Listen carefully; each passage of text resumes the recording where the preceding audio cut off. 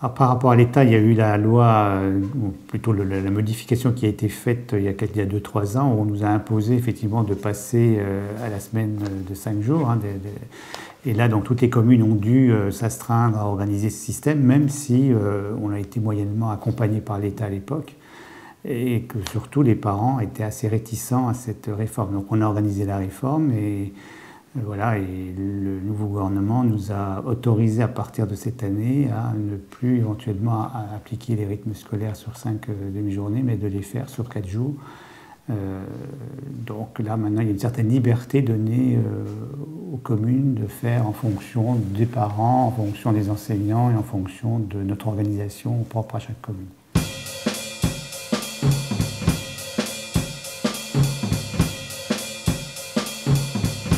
Sur Saint-Apollinaire, on a pris l'habitude de réunir une sorte de conférence de l'ensemble des enseignants, donc des directrices de l'ensemble des 3 groupes scolaires, de l'ensemble des parents d'élèves, ainsi que tous les services de la commune qui sont concernés par la vie scolaire. Et ça, on fait ça 2 fois par an, ce qui nous permet comme ça de pouvoir un peu prendre le pouls de chacun et de voir ce que chacun a envie. Et donc sur ces rythmes scolaires, il est apparu que les parents étaient assez négatifs pour un grand nombre d'entre eux qui trouvaient que leurs enfants étaient un peu plus fatigués, avaient moins de temps pour eux.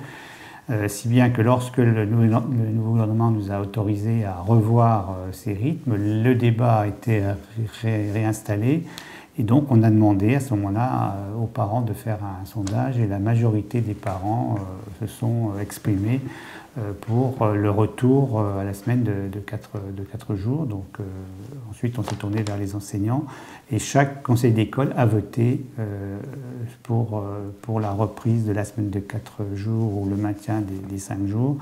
Globalement, sur l'ensemble des groupes scolaires, c'est la majorité pour revenir aux 4 jours qui a été retenu et ce que nous avons donc mis en place pour la rentrée d'aujourd'hui.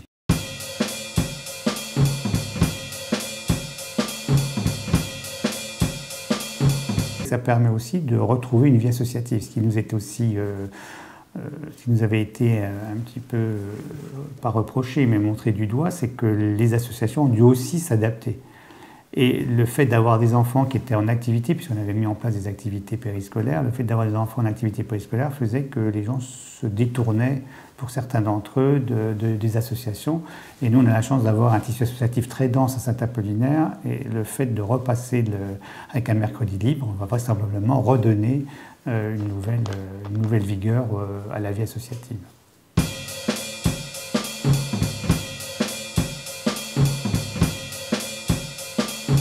Donc forcément, les rythmes scolaires ont un impact sur sa vie. Ce qui a un impact sur sa santé, c'est effectivement que le rythme de l'école puisse, et son rythme de vie puisse aller en adéquation avec ses rythmes biologiques, que sont aussi essentiellement les 2 rythmes qui lui permettent de bien grandir et d'avancer. C'est le rythme du sommeil et le rythme de veille. Voilà. Et effectivement, il faut que ces rythmes puissent s'accorder à ces rythmes de vie, dont le rythme à l'école.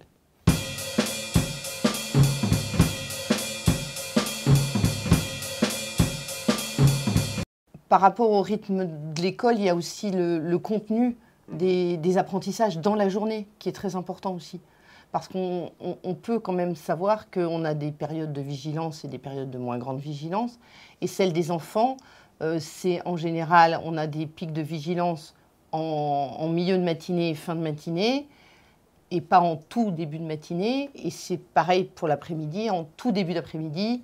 Juste après le repas, en général, on a une baisse de vigilance, mais je crois que les adultes sont comme les enfants. Et après, ça remonte.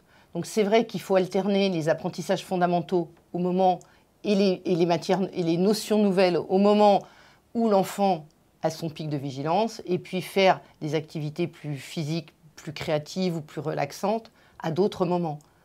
Mais c'est vrai aussi que les journées des enfants ne doivent pas être surchargées. L'école prend déjà une place prépondérante. Et derrière, il faut savoir doser les activités pour que la journée ne soit pas pléthorique. Une réaction? Un témoignage? Commentez ce reportage sur dijonsanté.fr.